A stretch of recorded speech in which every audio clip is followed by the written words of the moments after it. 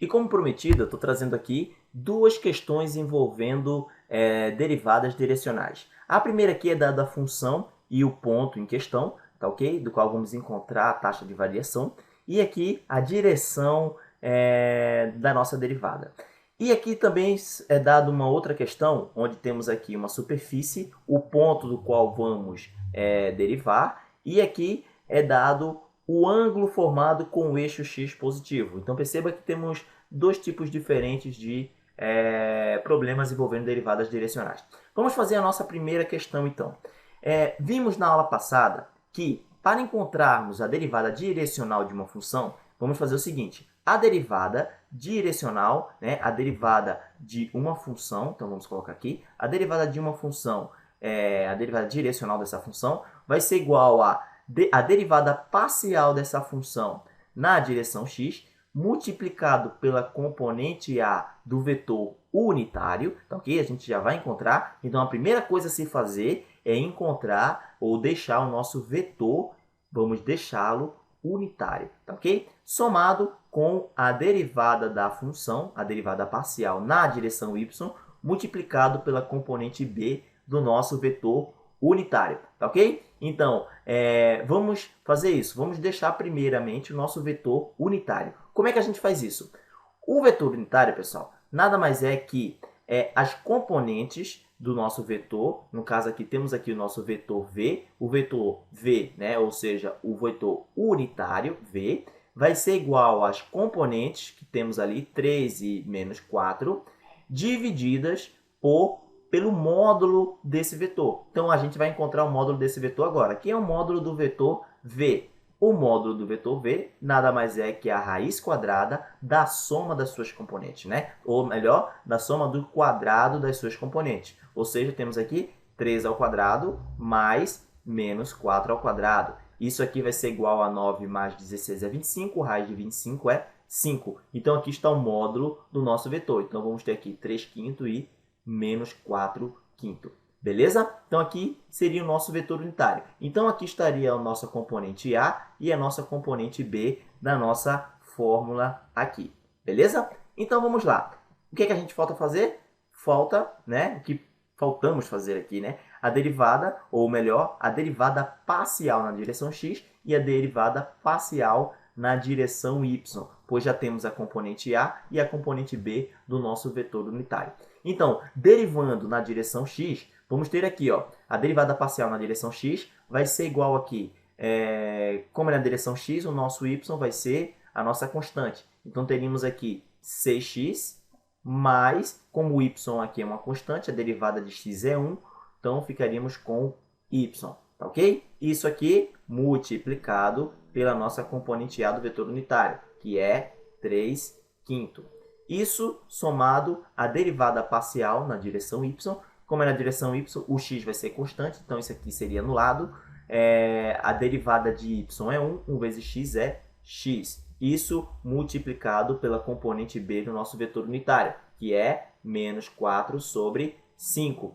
Resolvendo isso aqui, né? Ou seja, o que temos aqui agora é a derivada direcional em qualquer ponto. Mas só que a gente quer o seguinte: queremos a derivada direcional no ponto 1 e 2, tá ok? Então, como é que a gente faz? A derivada da função no ponto 1 e 2, a derivada direcional, né, vai ser igual, onde tiver x aqui na nossa derivada, né, na derivada geral, podemos dizer aqui, mas generalizada, né, em qualquer ponto, vamos substituir o x, onde tiver x, vamos colocar 1, onde tiver y, vamos colocar 2. Então, aqui, substituindo, x é 1 aqui, né? 6 vezes 1, 6, mais y é 2, 6 mais 2 é 8. 8 vezes 3, 24. Então, vamos ter aqui 24 sobre 5. Aqui teremos menos, certo? Máximo menos menos. X aqui, ele vale 1. 1 vezes 4 é 4 sobre 5. Então, vamos ter aqui 20 sobre 5, que é igual a 4. O que isso aqui quer dizer? Que se andarmos na direção desse vetor aqui, né? Se andarmos uma unidade do ponto em questão, ou seja, do ponto 1, 2 até o vetor em questão, ou seja, se andarmos, aliás, na direção do vetor em questão, né? Se andarmos uma unidade, na superfície, né, desse ponto até o final dessa unidade aqui, vamos estar subindo 4 unidades. Então, para cada unidade andada nessa direção do vetor, vamos estar subindo 4 unidades.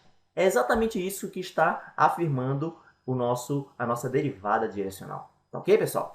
Vamos para o segundo tipo, né, o segundo exemplo do problema. Perceba que agora o que a gente tem aqui é um ângulo formado com o eixo x positivo. Não tenha medo disso aqui. O nosso vetor, tá ok? Então a gente já vai formar o nosso vetor aqui. O nosso vetor, ele nada mais é que o cosseno, então o cosseno do ângulo, então seria o cosseno de 30 graus, e o seno de 30 graus. Então está sendo formado com o eixo x positivo esse ângulo aqui. Então o nosso vetor, ele vai ser exatamente isso aqui. Então a gente não precisa ter medo. O que a gente vai fazer agora? Vamos deixar o nosso vetor unitário. Então o nosso vetor u, né, que seria o vetor unitário, ele vai ser igual às nossas componentes, como fizemos no exemplo anterior, seria nossas componentes, dividido, tá ok? Dividido pelo módulo do nosso vetor u. Quem seria o módulo desse vetor? Então, teríamos aqui a raiz quadrada de cosseno ao quadrado de 30 graus, tá ok? Então, teríamos aqui, vamos melhorar isso aqui, cosseno de 30 graus elevado ao quadrado, mais o seno de 30 graus elevado ao quadrado. Quanto é que daria isso aqui?